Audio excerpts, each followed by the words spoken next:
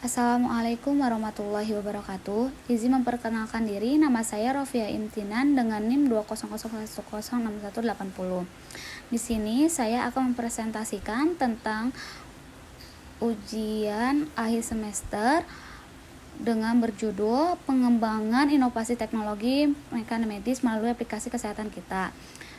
Dosen pengampu APT Anis Puji Rahayu Enspram MSI. Pengertian telemedicine. Telemedicine adalah praktek pemberian pelayanan kesehatan jarak jauh menggunakan teknologi informasi dan komunikasi.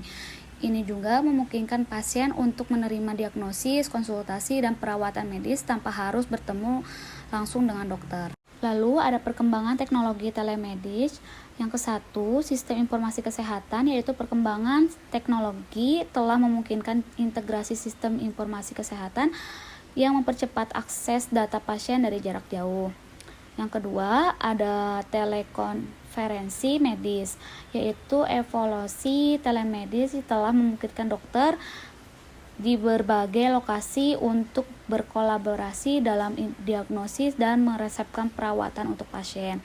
Yang ketiga yaitu sistem manajemen rekam medis, yaitu pengembangan sistem ini telah menyediakan akses mudah ke rekam medis elektronik, yaitu mempermudah pemantauan kondisi pasien jarak jauh.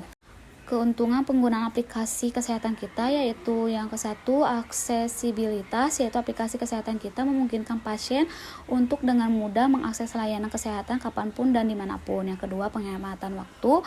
Penghematan waktu ini, penggunaan aplikasi ini mengurangi waktu perjalanan ke fasilitas kesehatan tradisional, memungkinkan pasien untuk fokus pada pemulihan. Yang ketiga, monitoring berkala. Aplikasi ini memungkinkan pasien untuk memantau kondisi kesehatan secara berkala tanpa harus meninggalkan rumah. Fitur aplikasi kesehatan kita yaitu konsultasi dokter. Penggunaan dapat berkonsultasi dengan dokter melalui panggilan video atau obrolan teks. Yang kedua, pembayaran online. Fitur pembayaran aman dan nyaman untuk pelayanan medis dan obat-obatan. Yang ketiga, ada pesan obat. Pesan obat ini, pasien dapat memesan obat-obatan dan alat kesehatan dari aplikasi dan mengatur pengiriman ke rumah. Penerapan telemedis di Indonesia. Yang ke-1, penyedia layanan kesehatan, yaitu rumah sakit dan klinik swasta, mengintegrasikan layanan telemedis untuk mengakomodasi pasien di wilayah terpencil. Yang kedua, pemerintah dan institusi kesehatan publik. Pemerintah dan institusi kesehatan publik ini memperkenal program telemedis untuk meningkatkan aksesibilitas layanan kesehatan. Lalu ada keterlibatan masyarakat. Nah, keterlibatan masyarakat ini semakin banyak masyarakat melalui menggunakan aplikasi telemedis untuk berkonsultasi dan perawatan kesehatan. Lalu ada tantangan pengembangan inovasi teknologi telemedicine, yaitu yang ke-1, konektivitas, yaitu tantangan terbesar adalah memastikan akses internet yang stabil di daerah pedesaan. Yang kedua, keamanan data, yaitu perlunya standar keamanan data yang ketat untuk melindungi informasi kesehatan pasien dari ancaman keamanan siber.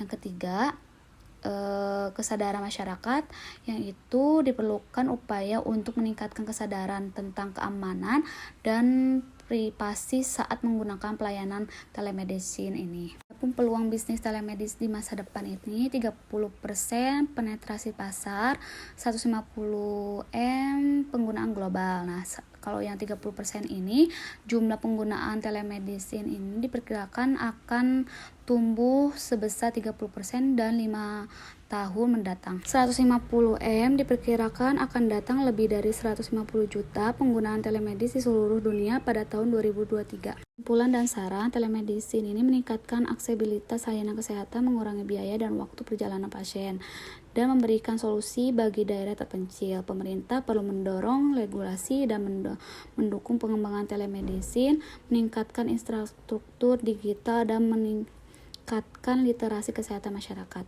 Sekian pemaparan presentasi yang saya buat.